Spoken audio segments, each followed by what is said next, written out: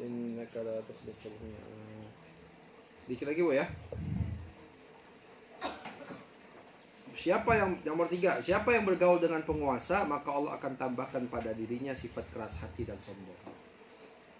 Kalau terlalu dekat dengan penguasa.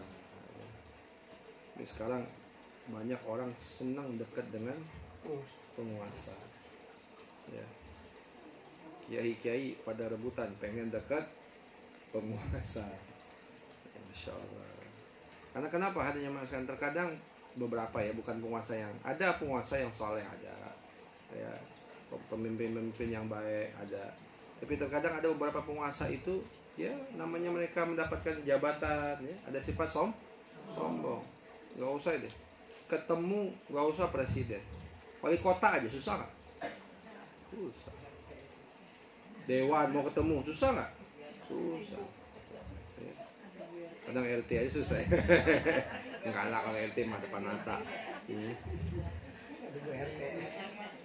Ya. Nah, jadi karena kenapa banyak orang, jadi membuat dia meninggi. Nah, itu kalau kita sering dekat-dekat, ada penyakitnya itu datang kepada kita. Karena kenapa? Sifat sombong.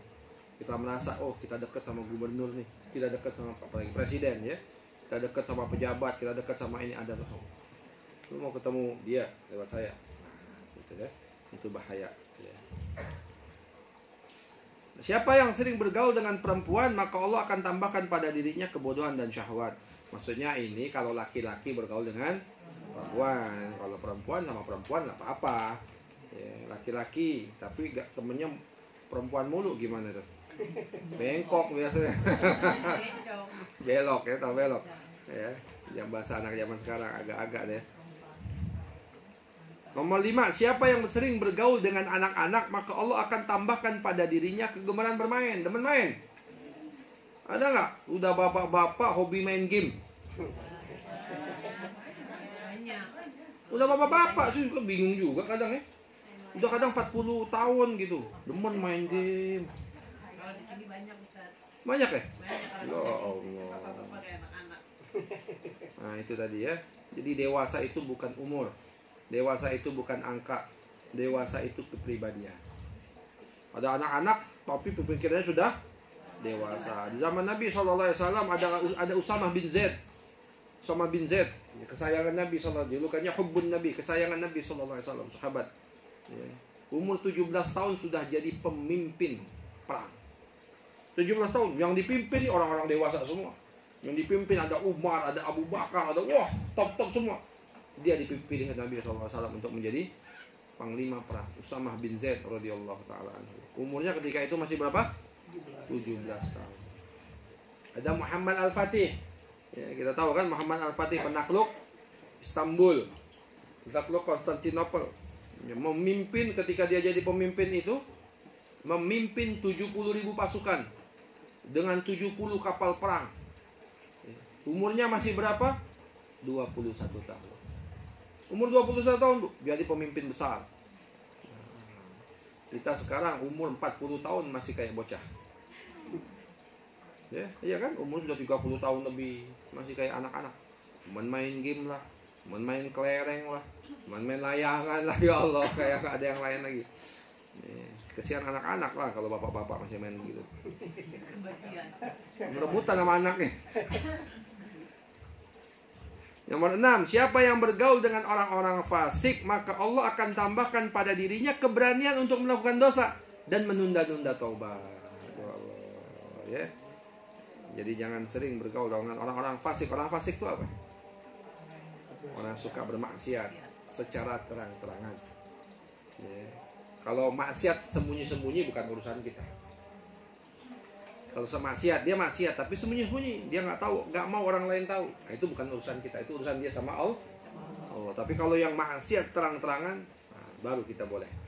Ya, bahkan disunnahkan, Bu, disunnahkan kalau ada orang maksiat atau orang cerita, saya berzina misalnya, atau saya judi atau apa, dia maksiat, dia cerita depan kita, sunnahnya apa?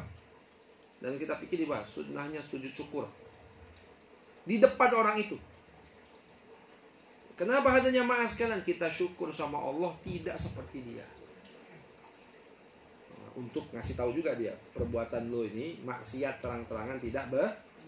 Tapi kalau maksiat sembunyi-sembunyi, ya itu urusan dia sama Allah Subhanahu wa taala, bukan urusan kita. Bahkan kalau kita tahu nih ada orang maksiat sembunyi-sembunyi, dia nggak mau tahu, kita tahu, nggak sengaja kita tahu, jangan dibuka. Dosa kalau kita buka.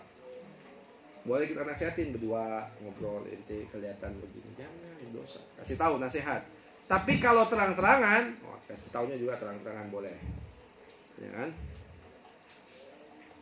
Jadi jangan selalu dekat sama orang fasik, orang yang bermaksiat kepada Allah Subhanahu wa taala. 7. Siapa yang bergaul dengan orang-orang soleh, maka Allah akan tambahkan pada dirinya rasa cinta melakukan ketaatan. Ya. Ngelihat orang soleh itu, Bu, jangankan dia bicara, ngelihat mukanya adem. Ya kan? Ada orang-orang soleh, kiai-kiai, Allah ngelihat mukanya enak.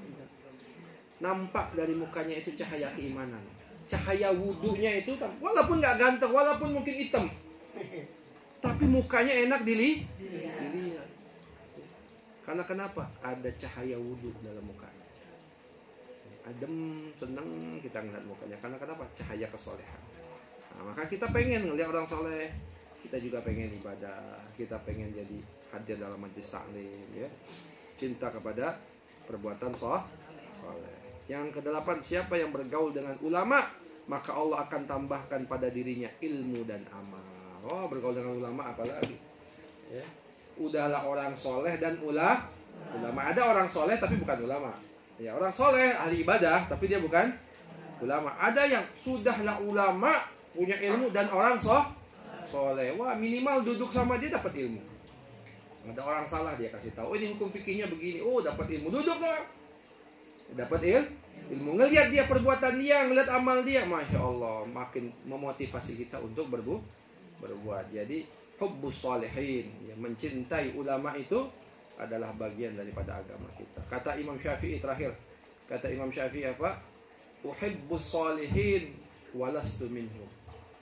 Aku cinta orang-orang soleh walaupun aku bukan bagian daripada mereka. Ini tawadunya Imam Syafi'i. Ini Imam Syafi'i ini. Ya, kata Imam Syafi'i, aku cinta kepada orang soleh walastu minhum, padahal aku bukan bagian daripada mereka. Padahal Imam Syafi'i soleh gak?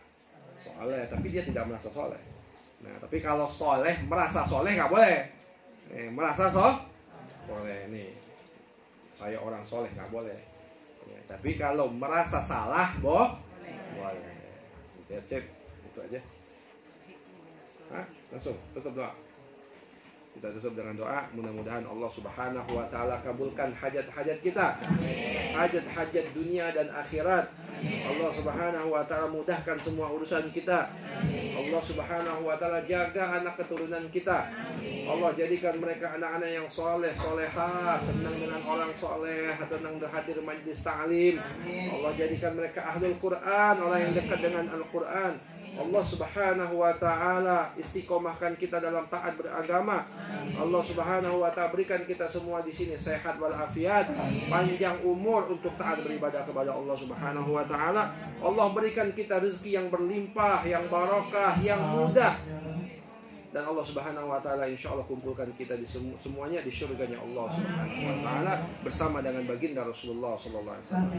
Bismillahirrahmanirrahim. أعوذ بالله من الشيطان الرجيم بسم الله الرحمن الرحيم الحمد لله رب العالمين الرحمن الرحيم مالك يوم الدين إياك نعبد وإياك نستعين اهدنا الصراط المستقيم صراط الذين أنعمت عليهم غير المغضوب عليهم ولا الضالين آمين يا الله آمين يا رحمن آمين يا رحيم آمين يا مجيب السائلين اللهم بحق الفاتحة وسر الفاتحة يا فارج الهم يا كاشف الغم يا من لعبده يغفر ويرحم اللهم دفع عنا البلاء والوباء والفحشاء والمنكر والمهن ما ظهر منها وما بطن اللهم إنا نسألك علما نافعا ورزقا واسعا وشفاء من كل داء وسقم ربنا آتنا في الدنيا حسنة وفي الآخرة حسنة وقنا عذاب النار وصلى الله على سيدنا محمد النبي الأمي وعلى آله وصحبه وسلم والحمد لله رب العالمين سبحانك اللهم وبحمدك أشهد أن لا إله إلا أنت أستغفرك وأتوب إليك السلام عليكم ورحمة الله وبركاته. Waalaikumsalam warahmatullahi wabarakatuh. Demikian ibu kajian, mudah-mudahan Allah berikan kita penambahan ilmu dan bisa mengamalkan dalam kehidupan kita sehari-hari. Semoga kita istiqomah dan bisa mengambil hikmah dari kajian ini kita terapkan dalam kehidupan kita sehari-hari. Ada pertanyaan? Mananya? Boleh? Jadi habis apa aja? Habis sholat. Boleh nggak apa-apa? Iya, iya. Nah, Cuma itu aja saya mau nanya sunat al-awab ya, sholat Sholat sunnah awabin. awabin itu hadisnya sahih apa enggak? sahih. Sahih. Cuman nanti Ada khilaf yang pendapat khilaf di antara ulama kapan itu sholat sunnah awabin. Ada yang mengatakan antara maghrib sampai isya. Sholat 6 sampai 8 rakaat. Ada yang mengatakan sholat sunnah awabin itu sama dengan sholat duha. Nah, tapi dalam mazhab Syafi'i mengatakan sholat sunnah awabin itu maghrib antara isya. antara maghrib dan isya. Antara maghrib sama isya. Jadi sahih ya. Ya, sahih, hadisnya sahih. Tapi memang khilaf di antara ulama. Yang dimaksud awabin itu mana? Ada yang mengatakan antara maghrib isya, ada yang mengatakan duha. Waktu duha. Itu jadi sholat awabin sama aja dengan sholat duha. Tapi dalam mazhab Syafi'i, awabin itu adalah antara maghrib sampai isya. Ya. Alhamdulillah, mari kita akhiri dengan baca hamdalah. Alhamdulillahirabbil alamin. Assalamualaikum warahmatullahi wabarakatuh. Waalaikumsalam.